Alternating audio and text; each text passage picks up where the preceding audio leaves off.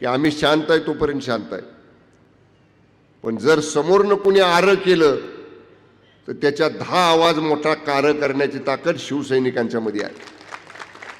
राजे, तुम्ही नव्यानं शिवसेनेचा भगवा घेतलाय खांद्यावर, त्यामुळे शिवसेनेच्या वळणात रुळायला थोडासा वेळ तुम्हाला लागल, पण तुम्ही नुसती हाक मारा फलटणमध्ये जरा कूर झालंय म्हणून.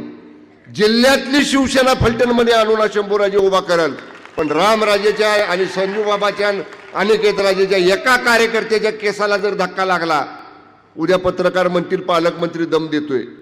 पालकमंत्री दम देत नाही, पण अंगाव आमचे आला तर माग पाठ दाखवून पळणाऱ्यातली शिवसेनेची आमची काम करण्याची पद्धत नाही. आमच्या अंगावर आला तर 10 पावलं पुढे जाऊन त्याची चाल खेळायची, डबल खेळायची ताकद शिवसैनिकांना बाळासाहेब ठाकरे साहेबांनी या ठिकाणी आम्हाला शिकवलेली. आम्ही गप्प आहे.